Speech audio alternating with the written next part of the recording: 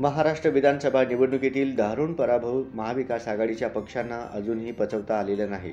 शरद पवारांनंतर आता उद्धव ठाकरेही ईव्हीएम बाबत आक्रमक झाले आहेत. शिवसेनेच्या UBT बैठकीत पक्षाच्या पराभूत उमेदवारांनी ईव्हीएम घोटाळ्याचा संशय व्यक्त केला होता. या आरोपानंतर आता उद्धव ठाकरेंनी मोठे पाऊल उचलले आहे. उद्धव यांनी त्यांच्या पराभूत उमेदवारांना व्हीव्हीपॅटच्या पुनर्गणनेसाठी याचिका दाखल करण्यास सांगितले आहे. वास्तविक महाविकास आघाडी निवडणूक निकालापासून ईव्हीएमवर प्रश्न उपस्थित करत आहे. शिवसेनेच्या UBT उमेदवारांनी ईव्हीएम घोटाळ्याचा संशय व्यक्त केला आहे. अशा परिस्थितीत ज्या मतदान केंद्रांवर ईव्हीएम घोटाळ्याचा संशय आहे त्या मतदान केंद्रावर 5% व्हीव्हीपीएटी पुनर्गणनेसाठी याचिका दाखल करण्याचा निर्णय उद्धव ठाकरेंनी घेतलाय. महाराष्ट्र विधानसभा निवडणुकीत उद्धव ठाकरे यांच्या शिवसेना UBT पक्षाने 95 जागांवर उमेदवार उभे केले होते. त्यापैकी केवळ 20 उमेदवार विजयी होऊ शकले. दुसरीकडे एकनाथ शिंदे यांच्या नेतृत्वाखालील शिवसेनेने 57 जागांवर विजय मिळवला आहे. आम्ही तुम्हाला सांगू की यापूर्वी 2019च्या विधानसभा निवडणुकीत उद्धव यांच्या पक्षाने अविभाजित शिवसेना 56 जागा जिंकल्या होत्या. निवडणुकीच्या निकालानंतर